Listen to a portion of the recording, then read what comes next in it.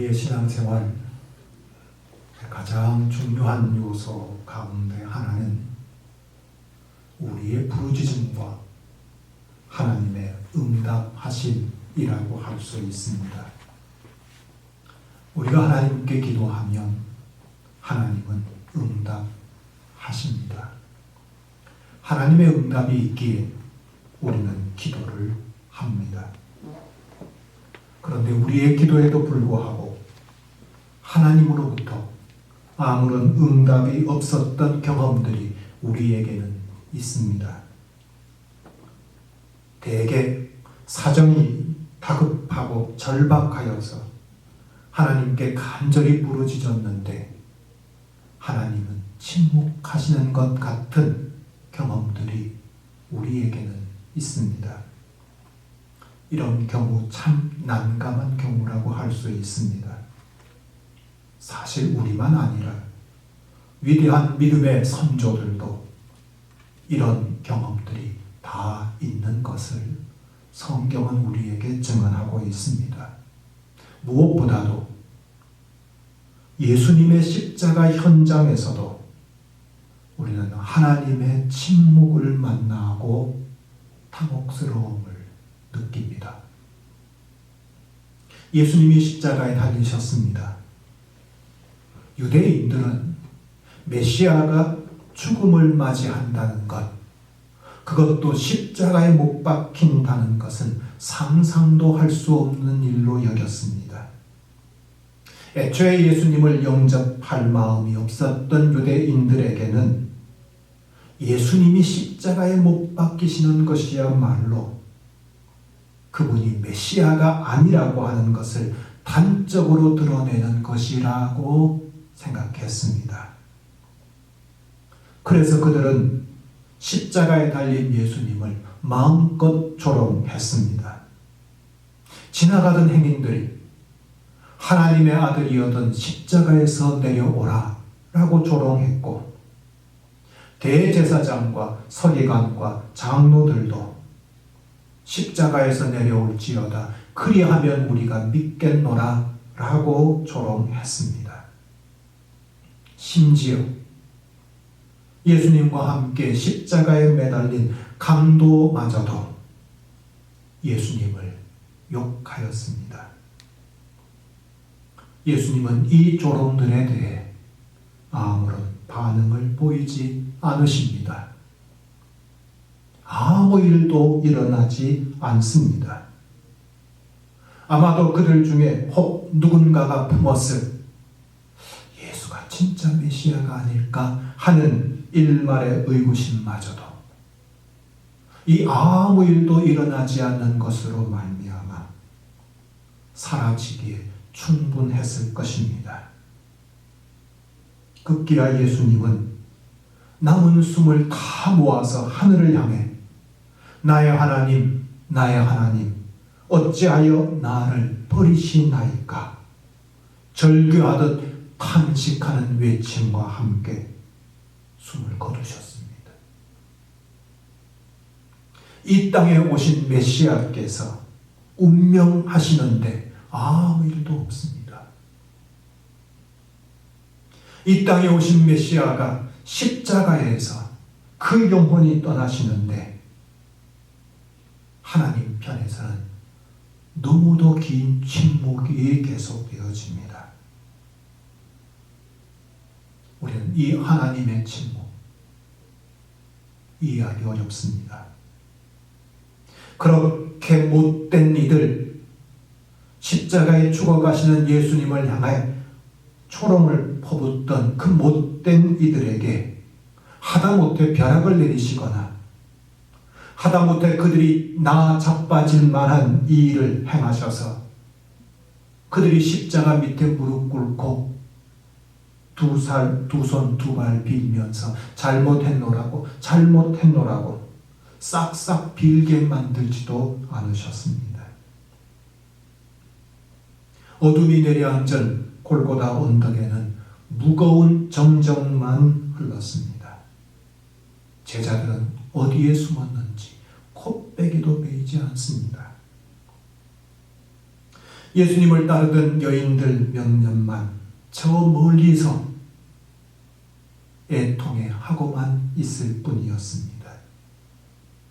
정말 이대로 끝나는 것입니까? 이 땅에 오신 메시아께서 죽음을 맞이하시는데도 세상은 아무 일 없었다는 듯 계속 돌아간다는 것이 말이 되는 일이겠습니까? 그런데 전혀 예상 밖의 일이 일어납니다. 예수께서 다시 크게 소리 지르시고 영혼이 떠나시니라 라고 복음사가는 말씀하는데, 바로 이어지는 51절 첫 번째 단어가 이에라고 기록하고 있습니다. 이에라고 하는 이 부사는 예수님의 죽음으로 인해서 이제 뭔가 일어날 일을 예고하는 듯 보입니다. 새번역 성경은 이를 훨씬 더 강조해서 드라마틱하게 번역하여서 이렇게 번역합니다. 그런데 보아라 라고 번역하고 있습니다. 예수님께서 운명하셨습니다. 예수님 영혼이 떠나셨습니다. 그런데 보아라 라고 성경은 말하고 있는 겁니다. 예수님의 죽음으로 인해 놀라운 반전이 일어나는 것을 우리에게 증거하고 있습니다. 그 첫 번째 반전은, 그런데 보아라 성소의 휘장이 찢어졌다 라고 말씀하고 계십니다.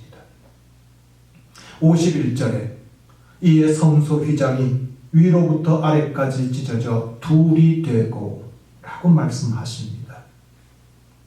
성소는 성전 안에 있던 지성소를 일컫는 말입니다.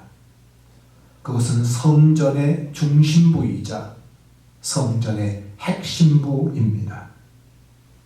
이 지성소에는 하나님의 임재의 상징인 법궤가 모셔져 있고, 그리하여 지성소는 하나님이 임재하시는 곳의 상징이었습니다. 그래서 이곳에는 아무도 들어올 수가 없었습니다. 오직 대제사장 한 사람만, 그것도 1년에 단 한 차례만 들어갈 수 있었습니다. 그것도 그냥 들어갈 수 없고 자기를 위해서 속죄 제사를 드린 후에야 지성소에 들어갈 수가 있었습니다. 그러나 그때조차도 그는 자신의 죽음을 대비하고 들어가야만 했습니다. 지성소에 들어간다는 것, 하나님의 임재 앞에 나아간다는 것, 그만큼 어렵고 위험천만한 일이었음을 구약은 말해줍니다. 인간이 하나님 앞에 나아간다는 것, 그런 일입니다. 인간이 하나님 앞에 나아갈 수 없고, 인간이 하나님 앞에 나아간다는 것은 죽음을 의미하고 죽음을 떠올리게 하는 위험한 일이었습니다. 그래서 그 지성소에 아무도 들어오지 못하게 휘장으로 막았습니다. 그런데 예수님이 운명하시자 이 휘장이 찢어졌습니다. 위에서부터 아래까지 찢어져 둘이 되었다라고 하는 것은 이 사건이 우연하게 일어난 사건이 아님을 말합니다. 누군가가 의도하고 찢은 것이 아니라는 것을 말합니다. 하나님께서 행하신 일임을 말해주고 있습니다. 하나님은 침묵하신 게 아니었습니다. 나의 하나님 어찌하여 나를 버리셨나이까 예수님께서 탄식하면서 운명하실 그때에 하나님은 침묵하시는 듯 보였지만 하나님은 침묵만 하고 계신 것이 아니라 성소의 휘장을 찢어 무용지물이 되게 하셨습니다. 휘장이 찢어져 둘이 되었다는 것.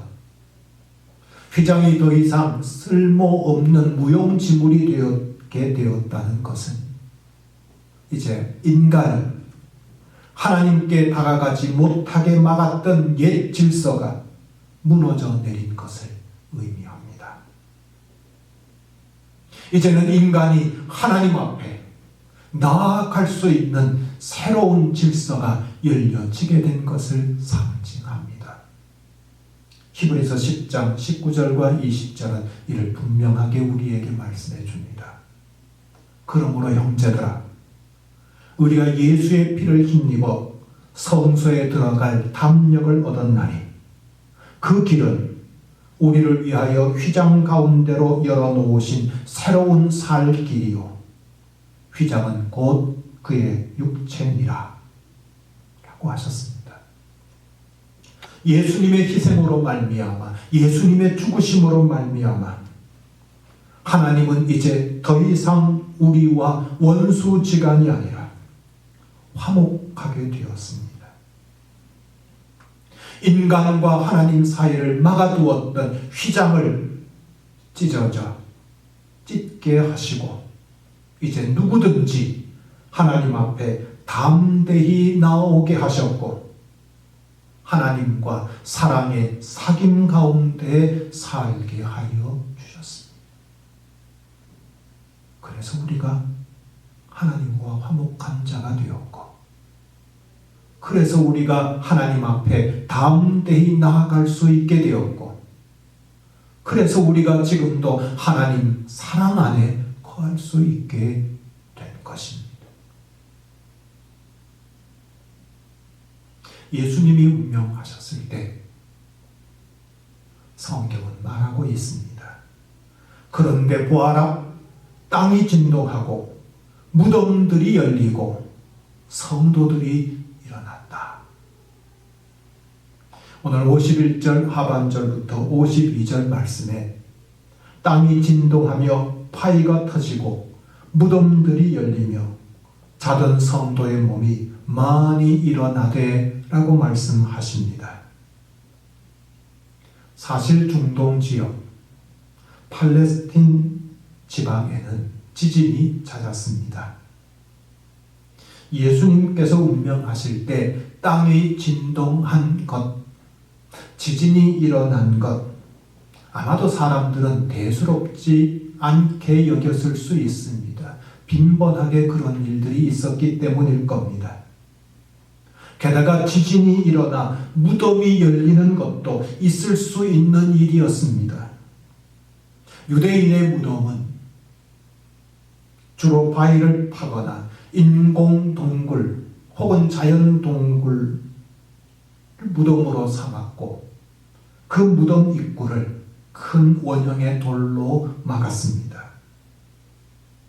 그런데 지진으로 땅이 흔들리게 되면 무덤을 막아두었던 큰 돌이 밀려 열릴 수 있는 가능성이 제법 많았습니다.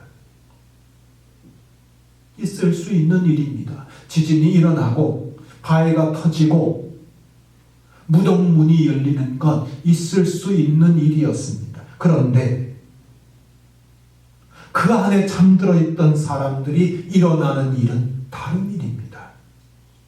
그 사람들이 살아서 무덤에서 나와서 여러 사람들에게 자신이 살아났음을 보이는 것, 그것은 기적이요 놀라운 일입니다.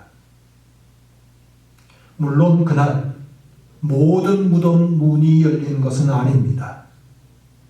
잠들었던 모든 성도들의 무덤 문이 열린 것이 아닙니다. 우린 정확하게 알 수 없지만 모든 문들이 열린 게 아니라, 무덤 문이 열린 게 아니라 잠들어 있던 성도들의 문이 열린 것입니다. 그렇다고 그때 죽어있던 모든 성도들이 살아난 것은 아닐 것입니다. 그것도 그들이 살아나게 된 것은 예수님의 부활 후의 일이었습니다. 그러니 살아난 사람들의 수를 우리가 알지 못하고 그의 이름도 알지 못하고 심지어 이들의 이후 행적도 우리는 알 길이 없습니다. 다만 우리가 알 수 있는 것은 이 일이 하나님이 하신 일이며 이 일이 대단히 놀라운 사건이라는 것만 우리는 알 뿐입니다. 다른 복음서에는 소개되지 않고 있는 이 기적이 마태복음에만 소개되고 있습니다. 아마도 마태복음의 저자 마태는 이 사건이 성소의 휘장이 찢어진 것만큼이나 중요한 사건으로 여겨서 우리에게 들려주고 있는 것이라고 할 수 있습니다. 분명한 게 있습니다. 예수님이 운명하실 때 하나님은 침묵하고 계신 게 아니었습니다. 하나님께서는 무덤 문을 여시고 성도들이 일어나게 하시고 성도들이 살아나게 하셨습니다. 여러분, 이 사건은 분명 하나님이 하신 일입니다. 이 사건이 의미하는 바는 예수를 믿는 모든 자들이 장차 부활할 것임을 예시하는 사건으로 하나님께서 행하신 사건입니다. 하나님께서는 예수님의 죽음이 그것으로 끝이 아니라 그를 믿는 사람들이 장차 부활하게 될 것이라고 하는 것을 이 놀라운 기적을 통하여 분명하게 보여주신 것입니다. 예수님께서 공생애 때 이미 말씀하신 바가 있습니다. 요한복음 11장 25절 26절에 예수께서 이르시되 나는 부활이요 생명이니 나를 믿는 자는 죽어도 살겠고 무릇 살아서 나를 믿는 자는 영원히 죽지 아니하리니 이것을 내가 믿느냐 라고 하셨습니다. 예수님의 죽음으로 하나님께서 죽은 자를 살리시는 기적을 보여주셨고 이로 인해 우리도 죽어도 살 수 있게 된다는 것을 분명하게 보여주셨습니다. 예수님의 죽음을 통하여 하나님께서 하신 일이 그것입니다. 그를 믿는 자는 죽어도 살고 영원히 죽지 않게 하시는 그 일을 하나님께서 행하신 것입니다. 예수님이 운명하셨을 때 하나님은 침묵만 하신 게 아닙니다. 오늘 성경은 말합니다. 그런데 보아라, 이방인들이 예수님이 하나님의 아들이었다고 고백했다라고 말씀하고 계십니다. 54절 말씀에 보면 백부장과 및 함께 예수를 지키던 자들이 지진과 그 일어난 일들을 보고 심히 두려워하여 이르되 이는 진실로 하나님의 아들이었도다 하더라 라고 했습니다. 예수님께서 공생의 사역을 하실 때 이상한 점들이 있었습니다. 예수님께서 수많은 병자들을 고치셨습니다. 놀라운 이적을 행하셨습니다. 그런데 예수님께서는 병 고침 받은 사람들에게 이 일을 알리지 말라라고 주의를 주시는 장면이 자주 목격되어집니다. 병을 고쳐주셨습니다. 그 사람들은 뛸 듯이 기뻤습니다. 그런데 예수님께서 당부하시기를 아무에게도 알리지 말라라고 당부하신 겁니다. 이를테면 자신을 깨끗하게 해달라고 요청했던 나병 환자에게 손을 내밀어서 그의 병을 깨끗하게 하시고는 삼가 아무에게도 이르지 말라라고 하셨습니다. 맹인의 눈을 뜨게 하시고는 그에게는 음히 경고하시되 아무에게도 알리지 말라라고 경고까지 하셨습니다. 성서학자들은 이를 두고 메시아 비밀이라고 부릅니다. 예수님께서 자신이 메시아이심을 비밀에 붙이시는 것이라고 그 이름을 붙입니다. 짐작하기로는 예수님께서 자신이 병을 고쳐주시고도 알리지 말게 했던 것은 사람들이 혹 잘못된 메시아관을 가지게 될까봐, 혹 메시아에 대해서 오해하실까, 예수님께서는 그렇게 이유로 메시아 비밀, 그 비밀을 사람들에게 말씀했다는 겁니다. 자, 그런데 지금까지 예수님께서 사람들에게 메시아이심을 드러내고 밝히지 않았는데 예수님의 죽음을 통해 예수님께서 메시아가 되셨음을 분명하게 드러내 보이는 일이 일어난 겁니다. 그것도 유대인들이나 제사장을 통해서가 아니라 백부장과 그의 휘하의 로마 군인들의 입을 통해서 예수께서 하나님의 아들이셨다라고 고백을 하게 된 겁니다. 그들은 어떤 선입관도 없습니다. 어떤 선이해도 없습니다. 그들은 예수님의 십자가 처형을 맡아서 지금 그 일을 감당했던 사람들입니다. 예수께서 하나님의 아들이시였다라고 고백하기에는 그들에게 구약 지식이라든지 하나님 이해라든지 메시아 이해라든지 아무것도 없는 사람들이었습니다. 다만 그들은 예수님의 십자가의 처형의 전 과정을 가장 가까이에서 목격한 사람입니다. 예수님의 운명 후에 일어난 현상들이 그들에게는 마치 계시적인 사건처럼 다가왔습니다. 예수님이 운명하시는 그 광경, 그리고 저 성전의 성소의 휘장이 찢어지는 것, 무덤 문이 열리는 것, 그 모든 현상들이 저들에게는 계시적인 사건으로 다가왔고 이들의 입에서는 이는 진실로 하나님의 아들이었다 라고 하는 고백이 터져 나왔습니다. 이들의 고백이야말로 가장 놀라운 고백 아니겠습니까? 이들의 고백이야말로 당연한 고백이 아니라 가장 뜻밖의 고백이 아니겠습니까? 그러기에 그들의 증언이야말로 가장 확실한 증언이 아니겠습니까? 예수님께서 예루살렘에 입성하실 때 사람들이 몰려나와서 환호성을 지르고 겉옷을 벗어 던지고 종려나무 가지를 예수님께 깔아드리는 그 환호를 바리새인들이 지켜보고는 못마땅해 했습니다. 저들이 예수님께 입성을 환호하는 무리들을 좀 책망해달라고 요청합니다. 그때 예수님께서 바리새인들에게 말하십니다. 만일 이 사람들이 침묵하면 돌들이 소리 지르리라. 예수님께서 말씀하셨습니다.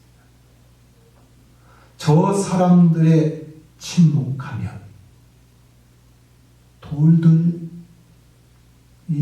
소리 지르고 환호할 것이라 라고 말씀하셨던 적이 있습니다.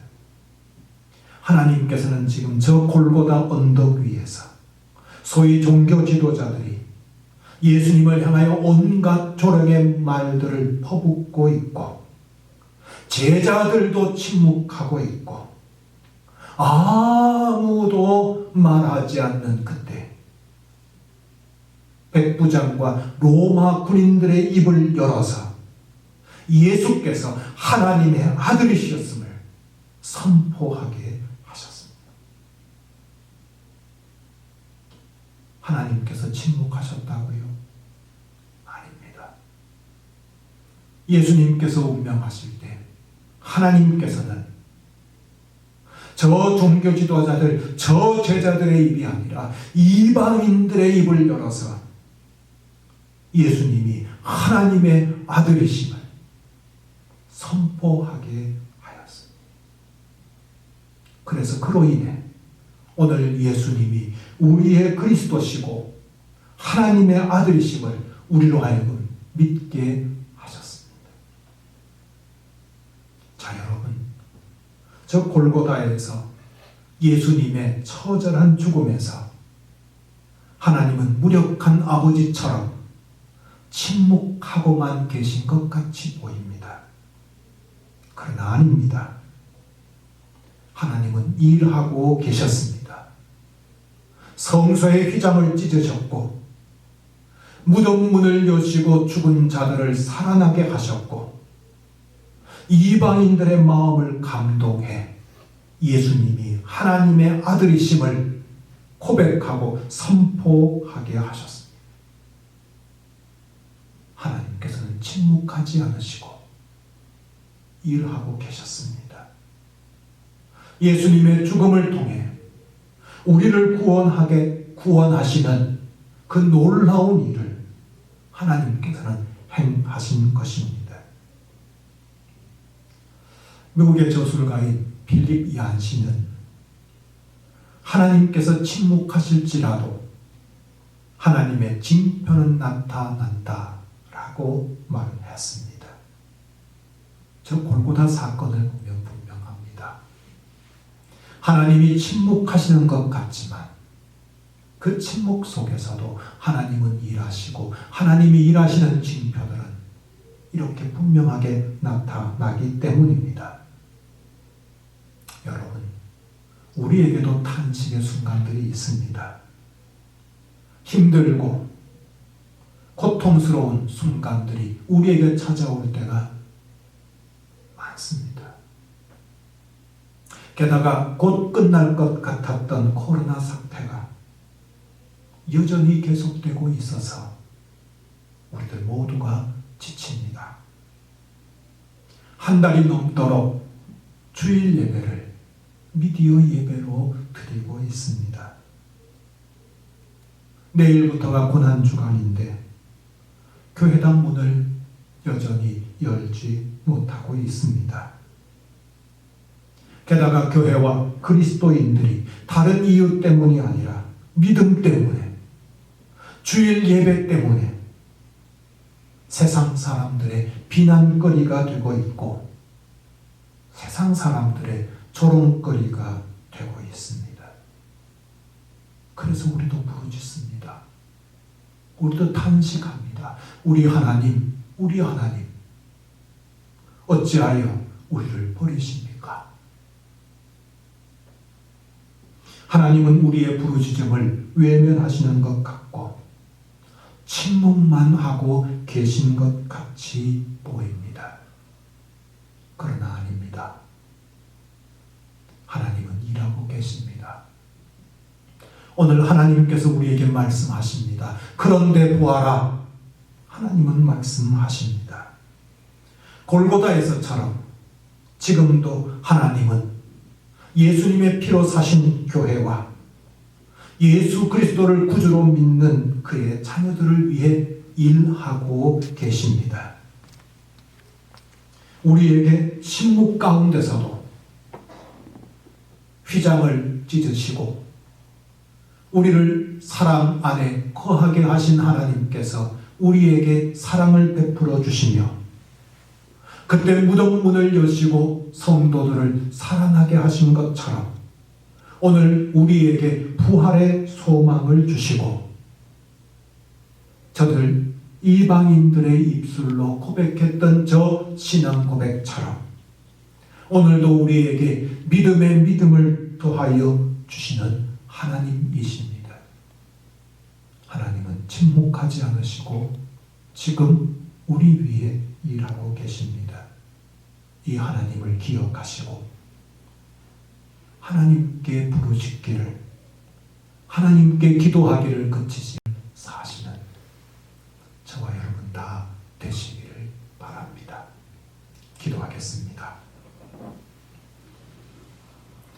저 골고다 언덕에서 예수님께서 십자가에 달려 나의 하나님 어찌하여 나를 버리셨나이까 절규하실 때에도 하나님은 침묵하시는 것 같았지만 그러나 하나님은 침묵하지 않으시고 일하시되 그런데 보아라 라고 하시며 저 휘장을 찢으시고 무덤 문을 여시고 이방인들의 입술로 예수께서 하나님의 아들이셨음을 고백하게 하시는 하나님의 그 역사하심을 우리가 분명히 믿습니다. 오늘도 하나님께서는 침묵하시지 않으시고 우리 위하여 일하고 계신 하나님이심을 저희들 믿게 하시고 신뢰하게 하셔서 어떤 경우에라도 하나님께 나아가며 하나님과 사랑의 교제 가운데 살며 하나님께 기도하며 살아가는 하나님의 자녀들 다 되게 하여 주시옵소서. 예수님 이름 받들어 기도드리옵나이다.